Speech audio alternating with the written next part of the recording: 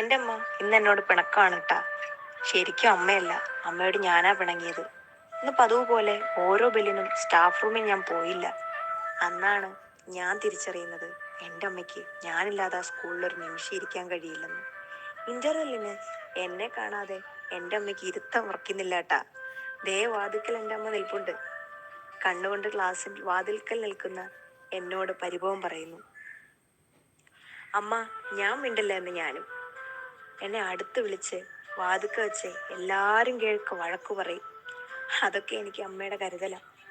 ചെറിയ കാര്യങ്ങൾ മതി എനിക്ക് ഉണങ്ങാൻ. പക്ഷേ അതൊക്കെ എൻ്റെ അമ്മയ്ക്ക് നന്നായിട്ട് മനസ്സിലാവൂട്ടാ. അതിനെൻ്റെ അമ്മയ്ക്ക് ഒരു പ്രത്യേക കഴിവാ.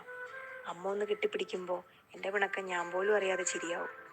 ഓർക്കുമ്പോൾ ഇനി ഒരു സങ്കടേ ഉള്ളൂ.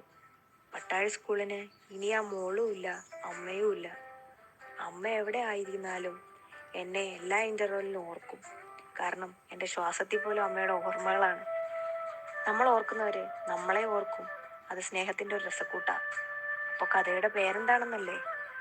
ഇനി ഓർമ്മയില്ലേ?